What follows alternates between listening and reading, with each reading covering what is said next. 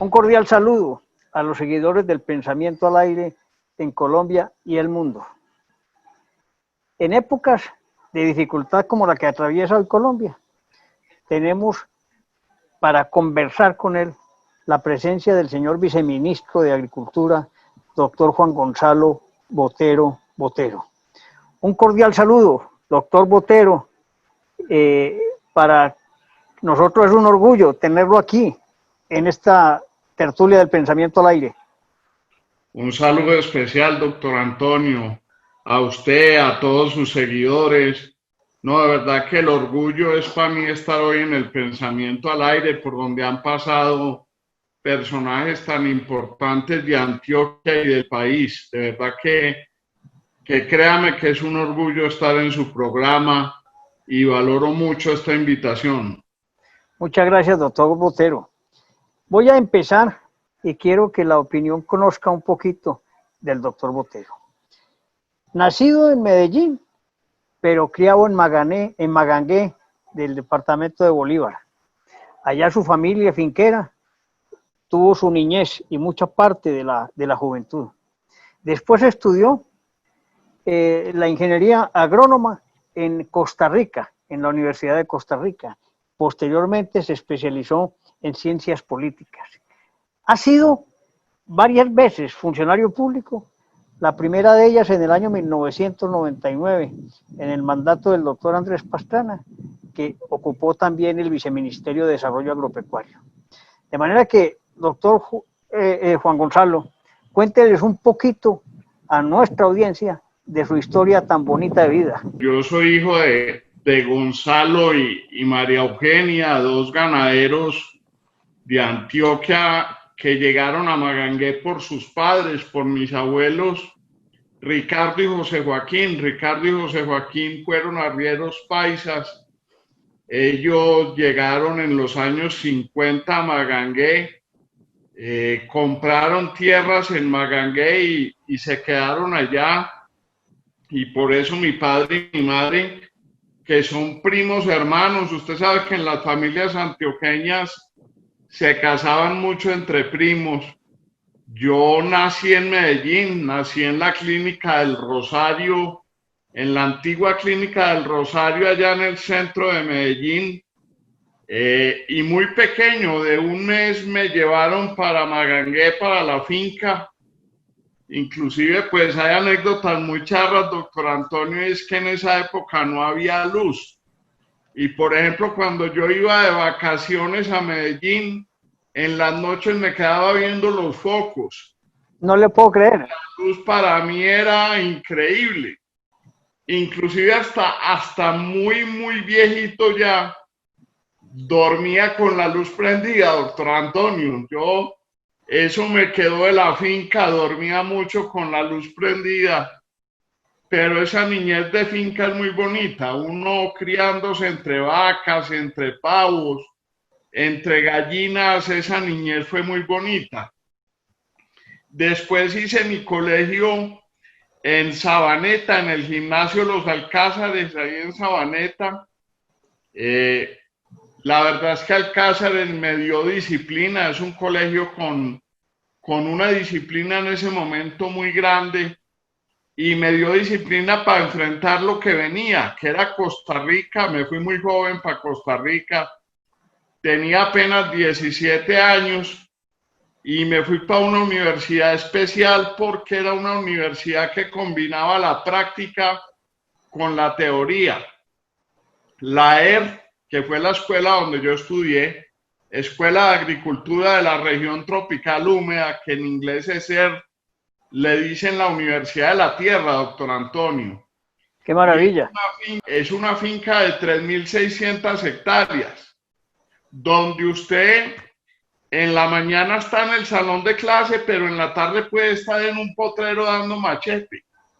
O a la otra mañana puede estar cosechando ñame.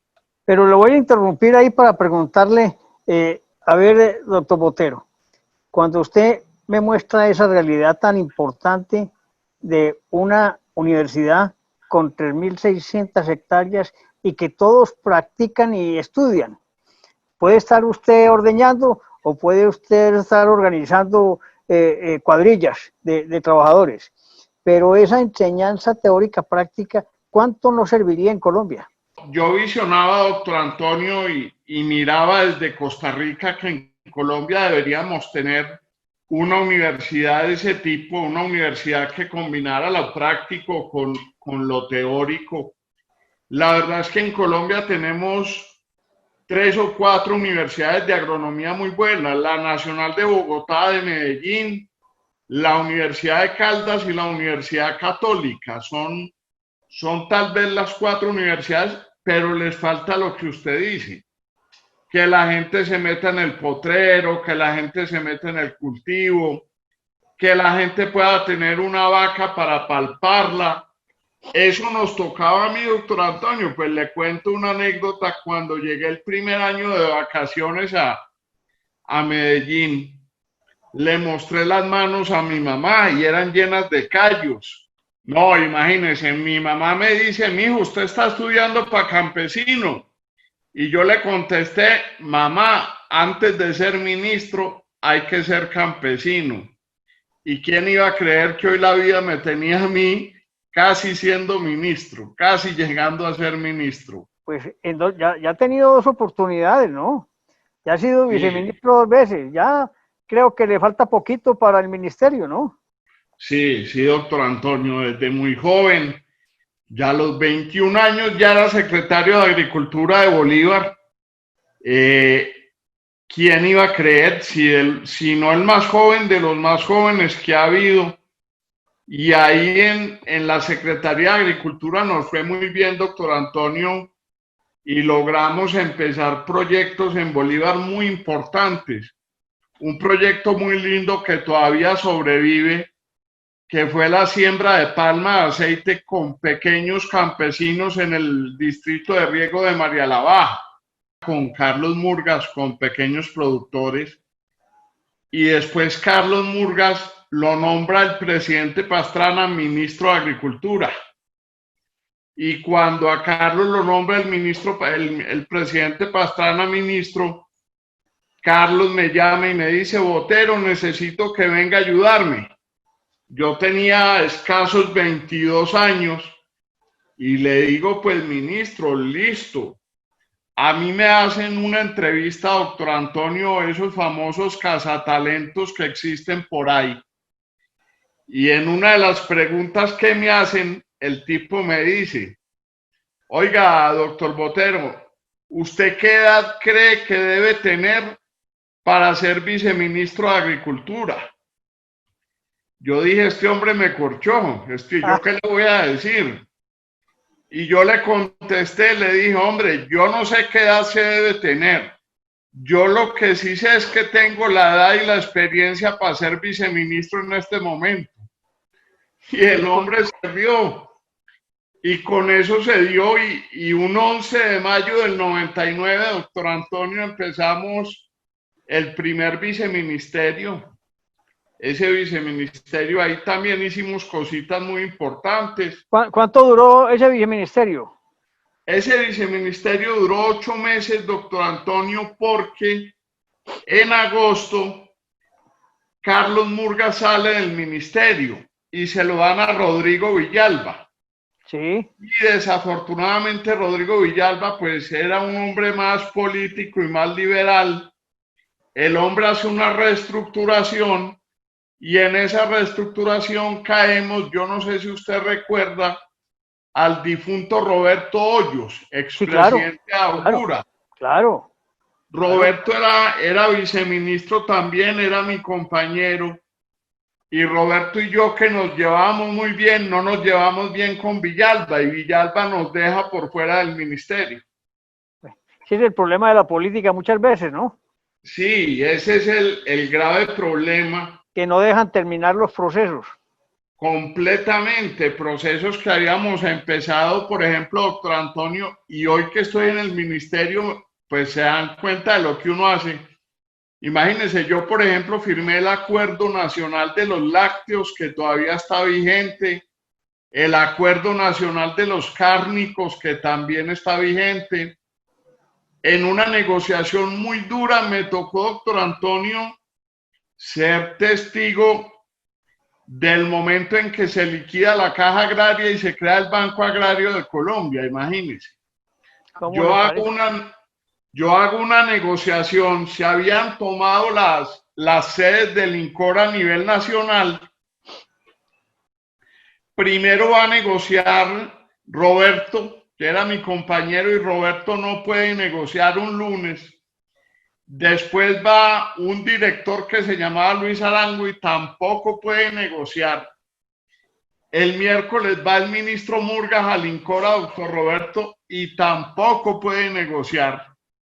Y lógicamente la última bala era el viceministro más joven, el que menos experiencia supuestamente tenía.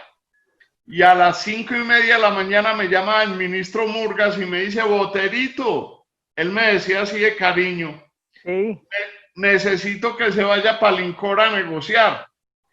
Le dije: ministro, ¿cuánto vale el pliego? Me dice: vale 1 billón de pesos. Y le dije: ¿con cuánto cuento?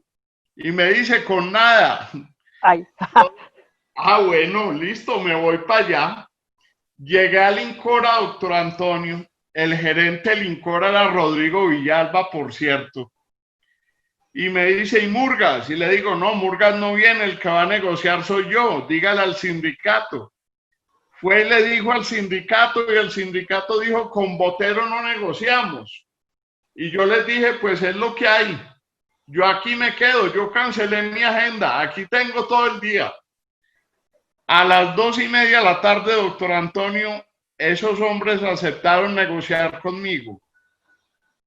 A las 12 de la noche firmé el acta levantando el paro y me dice Carlos Murgas: vice, véngase para el piso 13 de la Caja Agraria.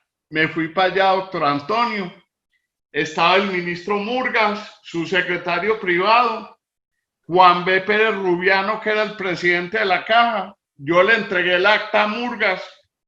El hombre me dio un abrazo y le dijo al secretario privado: páseme la carpeta.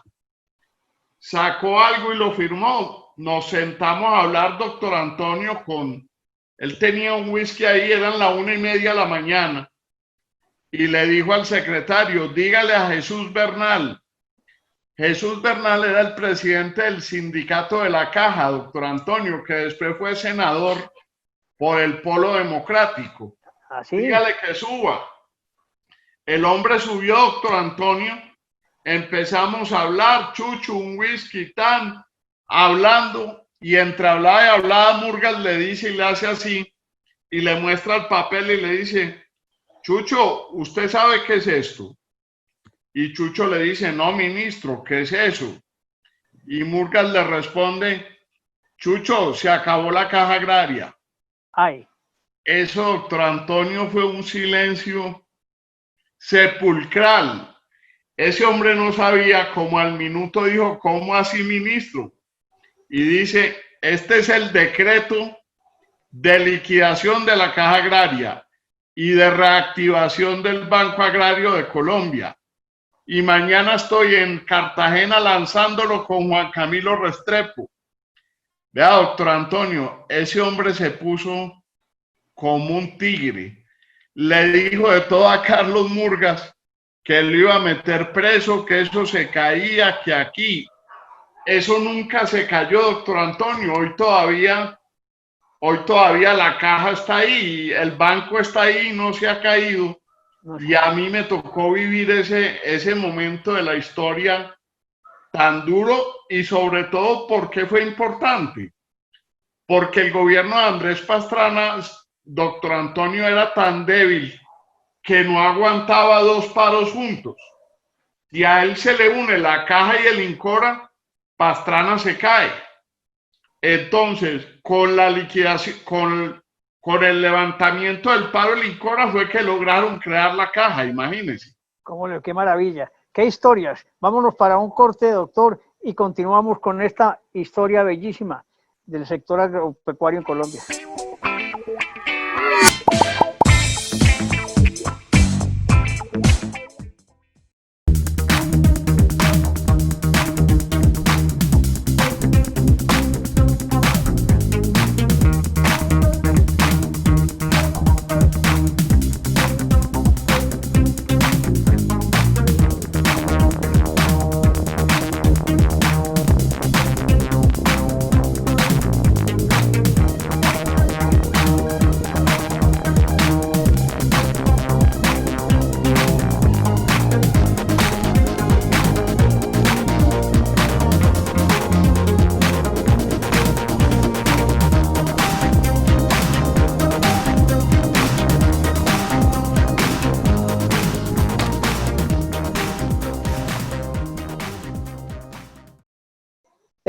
Esos cuentos que ha echado usted, doctor, son extraordinarios.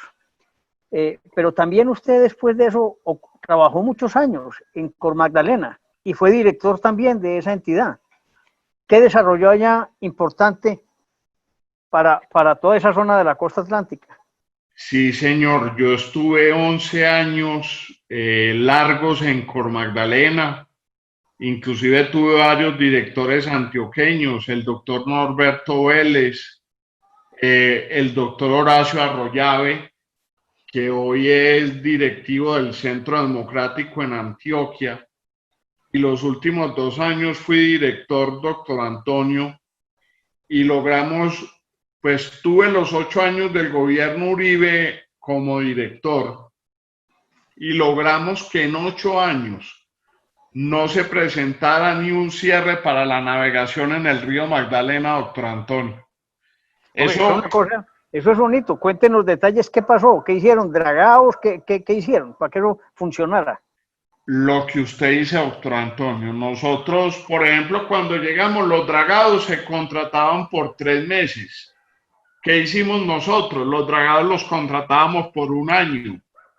Eso logró que efectivamente los dragados se hicieran. Porque es que un dragado es muy fácil, doctor Antonio. Usted dice, no, yo dragué, pero al mes estuvo igual porque el río le metió a eso arena y sedimento. Nosotros lo que hicimos fue que de verdad se dragara y que esos dragados sirvieran. Y en 8 años, doctor Antonio, del tiempo que estuvo Horacio y el tiempo que estuve yo, el río no tuvo ningún cierre. Ese fue un logro muy importante. El segundo logro importante, doctor Antonio, fue que creamos el sistema de navegación satelital del río. Un día estábamos Horacio y yo sentados en una mesa, yo era su director en Barranquilla, y le dije, oiga, jefe, ¿por qué no hacemos en el río algo parecido a lo de los GPS en los carros cuando uno va a Estados Unidos? Que el GPS le va mostrando a usted por dónde va. Eso era en el año 2004, doctor Antonio, cuando eso apenas empezaba. Y ahora a Horacio le sonó, y con el laboratorio de ensayos de la Universidad del Norte, ahí mismo cogimos el programa piloto y hacíamos, doctor Antonio, hicimos batimetrías de todo el río, desde Puerto de Río hasta Barranquilla. Y cada 3 días actualizábamos los sistemas críticos. Y por internet se le mandaba a los remolcadores. Inclusive hay una historia muy chistosa de un capitán de remolcador que nos contaba y nos decía que él navegaba en principio con luces de las casas del río. Y hay un pueblito en Bolívar que se llama El Bisu. Por ahí pasa un puente. Y el tipo nos dice, doctor, imagínense que un día iba yo en el remolcador y yo para pasar por el puente me guiaba por una luz de una casa que había. Hombre, doctor, y un día no me prendieron la luz y le pegué el planchón a uno de los pilotes del puente porque pensé que era otra luz. Imagínense, así navegaban nuestros capitanes en el río Magdalena. Ya hoy navegan con computador, con navegación asistida, eso se lo dejamos nosotros. Yo quiero preguntarle una cosita del río Magdalena.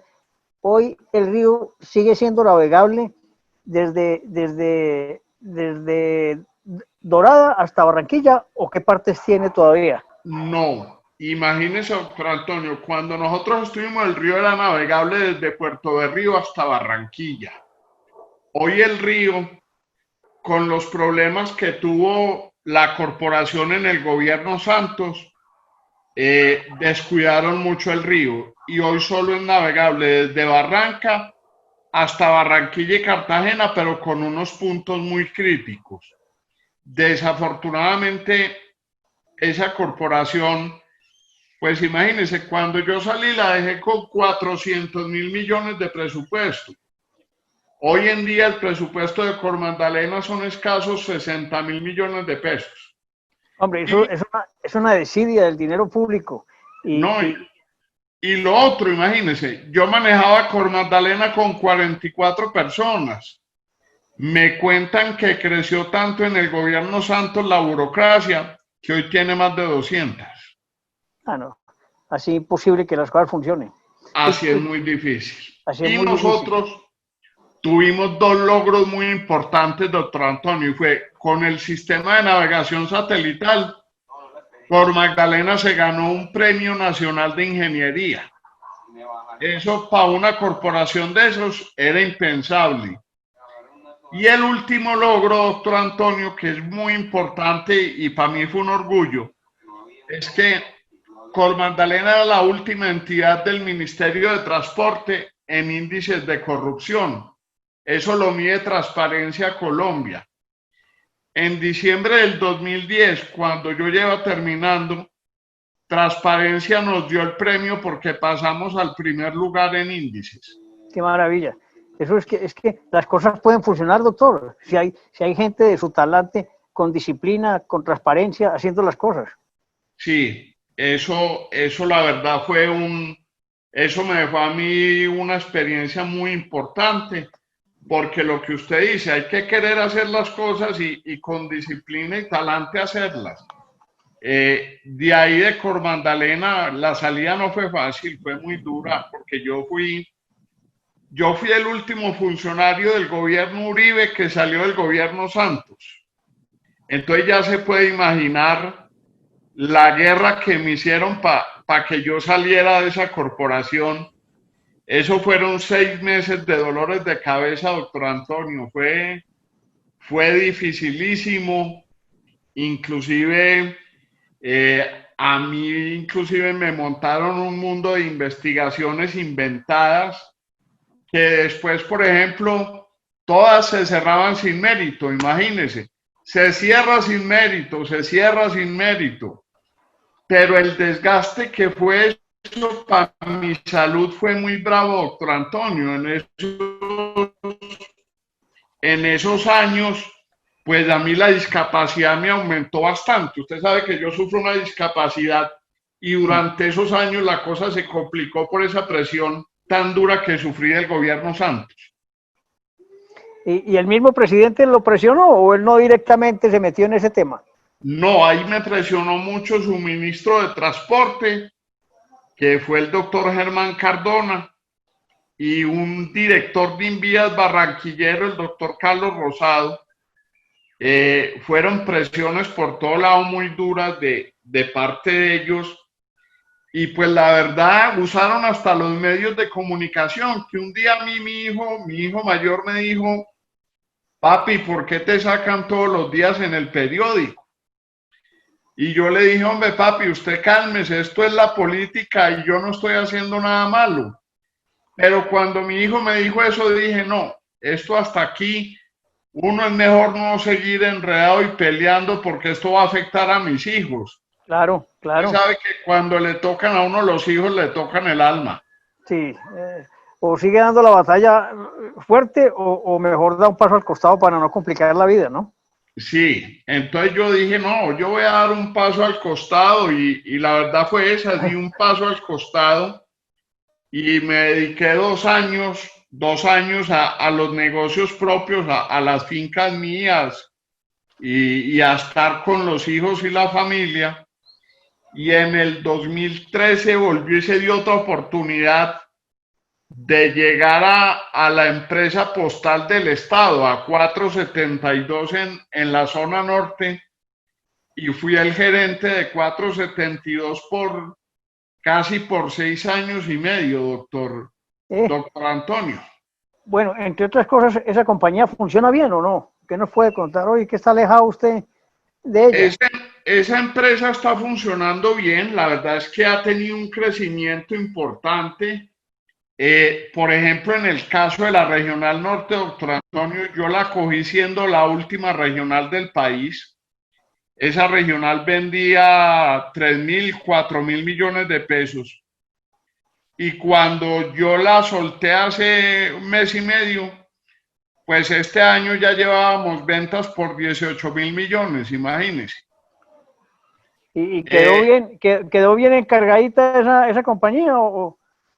Todavía no han nombrado el encargado, la tienen en vacancia todavía.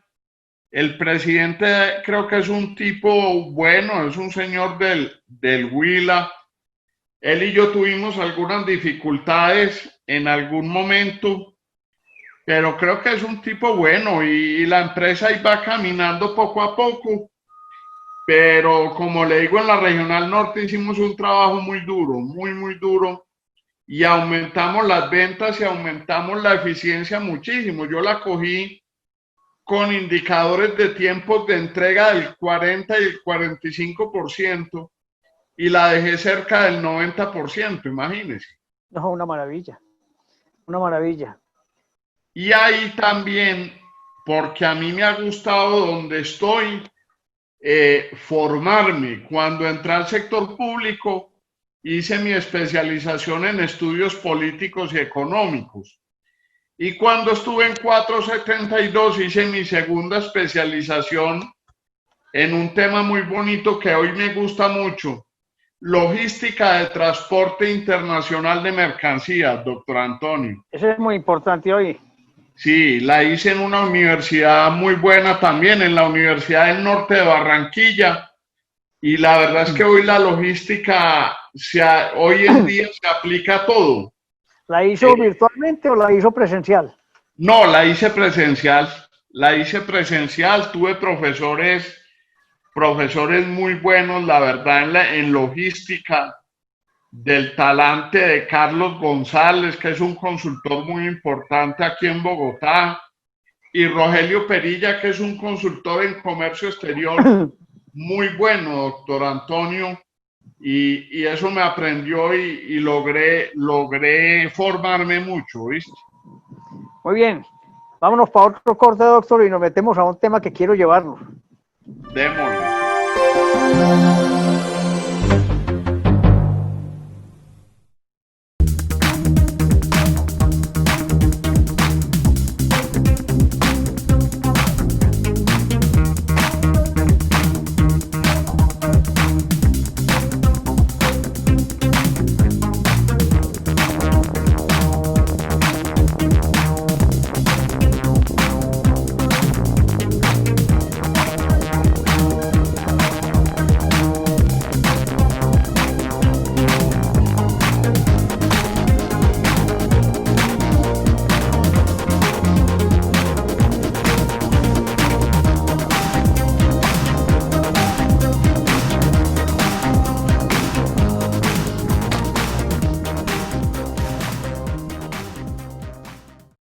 A través del pensamiento al aire.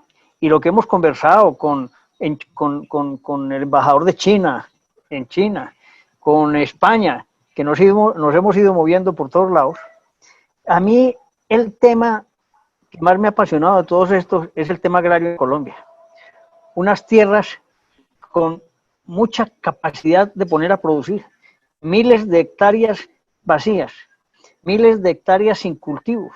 No podemos permitir que los campesinos no tengan trabajo y que el agro ayude a que suframos menos los colombianos. Eso a mí me angustia. Usted se puede montar en un avión como lo hace habitualmente y desde que sale del territorio de la ciudad se ven los campos muy vacíos. Y creo que se convirtió lo que fue hace 20 años, cuando usted fue por primera vez viceministro, que era una Colombia más rural que urbana. Hoy es al contrario, es más urbana que rural y vamos a perder el campo si nos descuidamos. Yo no sé qué pensamiento tiene usted sobre eso. Pues le cuento, doctor Antonio, lo que dice usted es verdad. Colombia tiene 40 millones de hectáreas aptas para desarrollar en agricultura, ganadería y en actividades rurales del campo. ¿Y saben cuántas estamos aprovechando? 7 millones de hectáreas. Tenemos 33 millones de hectáreas que pueden ser productivas sin hacer nada o en actividades que nada tienen que ver con la agricultura. Yo, por ejemplo, le decía al ministro, ahora que hice el viaje de Barranquilla a Bogotá, y uno ve todo ese Magdalena Medio con toda la potencialidad que tiene, esas tierras del Cesar, doctor Antonio, en ganadería todas. Y yo no critico la ganadería porque yo he sido ganadero, pero son tierras que podrían ser más productivas en otro tipo de actividad, un cultivo como la palma, un cultivo como el banano, cultivos como las frutas, doctor Antonio. Y yo le decía al ministro, el país se ganaderizó, inclusive con todo el respeto y con lo que quiero yo a los campesinos de la costa, doctor Antonio. Los campesinos de la costa se acostumbraron a tener 4 o 5 vaquitas a ordeñarlas y sacarles de a 2 litros diarios, de coger de los 10 litros que producen 2 para la casa, venden el resto y se echan a dormir el resto del día, doctor Antonio. Eso nos falta mucho. Este país tiene un inmenso potencial en el campo. Mire, yo estudié en Costa Rica y conocí una cooperativa de pequeños palmicultores que el que más tenía era 3 hectáreas. El día que llegué estaban haciendo una junta directiva de la cooperativa y estaban aprobando un presupuesto de 21 millones de dólares. ¿Cómo le Eran parece? productores de 3 hectáreas. De 3 hectáreas, no eran grandes. ¿Por qué no podemos hacer eso en Colombia? Eso deberíamos hacerlo. Yo en el ministerio, en parte lo que quiero es empezar, tenemos 2 años para empezar a cambiar esa mentalidad y lograr que este país se nos llene de cacao, de cebolla en la parte donde de frutas, de palma, de algodón, inclusive donde podamos sembrar algodón, de yuca que queremos hacer en Sucre, de ñame en Bolívar, de maíz en la altillanura, de una cantidad de cultivos, doctor Antonio, que pueden jalonar a este país a la reactivación Lo, que lo, tanto lo, necesita. lo vi a usted en estos días hablando que en Neiva, en el Huila, iban a hacer algo especial con el cacao y el café. Sí, señor, en el Neiva es muy fuerte, el Huila es muy fuerte en cacao y ahí queremos renovar 2.000 hectáreas y sembrar por ahí 5.000 hectáreas nuevas en cacao y apoyar la cosecha cafetera del segundo semestre con toda la renovación de cafetales para sacar adelante el café en el Huila. Ahora tenemos también allá en Antioquia que se viene la cosecha cafetera del segundo semestre y no está fácil, doctor Antonio, con el COVID, pero ahí venimos trabajando con los ministerios a ver cómo logramos que el COVID no vaya a contagiar a muchos de nuestros recolectores cafeteros. Que entre otras cosas es otro problema que tenemos. Ya los recolectores no hay. Están utilizando a los venezolanos, ¿no?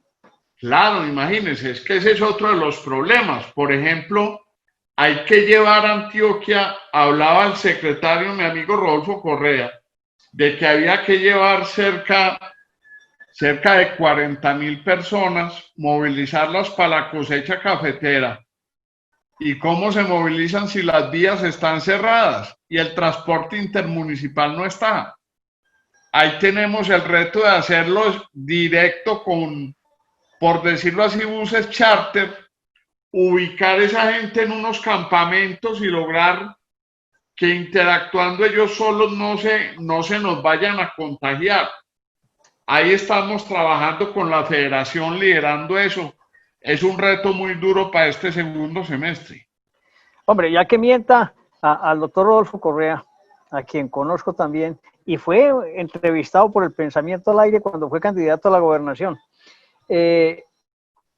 Con este proyecto que le contaba de Santa Elena, donde las tierras de Hogares Claret están a disposición, 200 cuadras, y allá el doctor Fernando Correa Peláez que es economista agrícola, está haciendo un proyecto de autosostenibilidad para los desplazados de esa región. Allá necesitamos mucho la presencia de la Secretaría de Agricultura y la presencia del Viceministerio de Agricultura, porque ese puede ser un foco de desarrollo para Antioquia, para que entienda la gente que aportando unos el trabajo, otros la tierra, podemos hacer una fortaleza inmensa en el agro. ¿Usted qué opina, doctor? Inclusive, doctor Antonio, eso puede ser un modelo a nivel nacional para replicarlo en muchas partes. Eso lo hacen en Costa Rica, eso lo conocí yo en Costa Rica también, y yo creo que allá en Santa Elena podemos hacer una cosa piloto muy, muy bonita con la Secretaría, con el Viceministerio, con la gente poniendo la mano de obra y el Estado entrando a ayudarles como facilitador, con semillas, con una cantidad de cosas, inclusive con la misma comercialización que hablábamos, porque el programa de agricultura por contrato, doctor Antonio, es eso, es cuando la gente vaya a cosechar, ayudarles a sacar su cosecha para que los intermediarios no les cojan la plata y lleguen directo a las grandes superficies.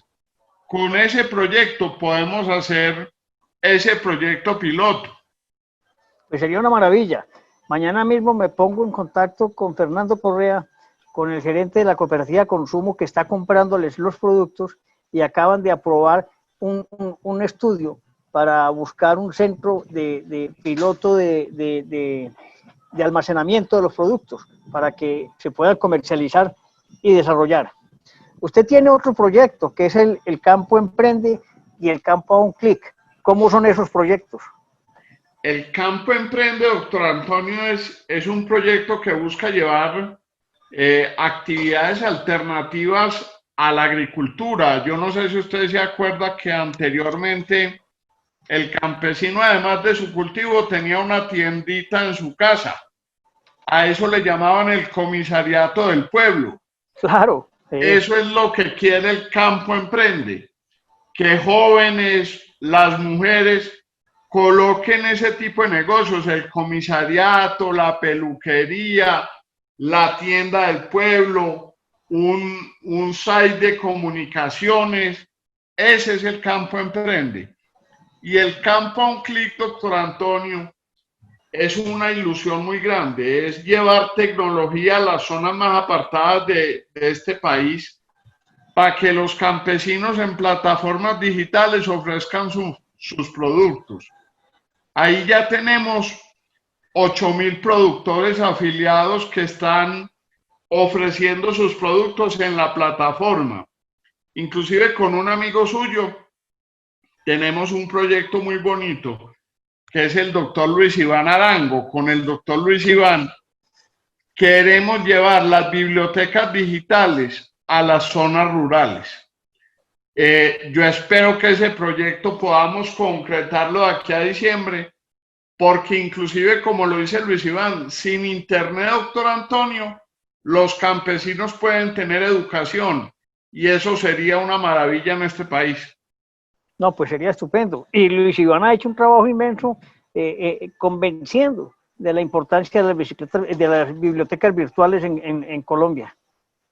Él ha sido un patriota en eso, el sí. Hombre ha sido un emprendedor en eso, y esos sí. Buenos emprendimientos hay que apoyarlos. Yo estoy metido de lleno en que eso tiene que ser una realidad, porque para el campo colombiano sería una alternativa muy buena. Qué bueno, me da usted una buena noticia para el campesino colombiano. A nosotros el tiempo lamentablemente se nos va agotando y sabemos sus ocupaciones, pero sí quiero que le dé un mensaje claro usted a los colombianos y al mundo sobre el tema agrario. Hombre, doctor Antonio, yo creo que el campo es el que está llamado a reactivar la economía de este país. Yo creo que si entre todos logramos devolver la mirada al campo, logramos empezar a poner esas hectáreas de las que hablábamos de manera productiva, ahí podemos generar muchos de los empleos que se han perdido en otras áreas y podemos empezar a volver a generar riqueza en este país que tanta falta nos hace. El mensaje mío primero es de volver a mirar al campo y segundo de unirnos un poquito más y dejar a veces tanto odio y tanto rencor y empezar a concertar entre nosotros para salir adelante. Nosotros le hemos puesto a la campaña nuestra de este segundo semestre un lema muy bonito, doctor Antonio, y es que trabajemos todos juntos por el campo. Muy bien, pero se me olvidó y le voy a hacer una pregunta. Usted está en estas semanas acabando de negociar con productores e industriales temas de precios de los productos agrícolas. Sí, señor, estoy inclusive... ¿Cómo va esa negociación? El miércoles tengo un Consejo Nacional Lácteo y yo espero en ese Consejo Nacional Lácteo, doctor Antonio, que haya un gran compromiso nacional de industriales, de productores y del gobierno para sacar adelante el sector lechero del país y el sector lácteo, y que imágenes como las que vimos en el norte de Antioquia botando leche no las volvamos a tener. Yo aspiro que los industriales, sobre todo, que a veces son un poquito difíciles, me cojan la caña y no sean inferiores al compromiso que tienen hoy en día con Colombia. Yo espero que ellos me la cojan y que logramos sacar adelante ese compromiso por los lecheros. Pues hombre, doctor Juan Gonzalo, le deseamos mucha suerte. Le agradecemos la presencia en el pensamiento al aire y nos ha parecido que nos ha dado grandes enseñanzas de vida y de trabajo. Muchas gracias. Gracias. Mil gracias, doctor Antonio. Feliz de estar aquí con ustedes y vamos para adelante.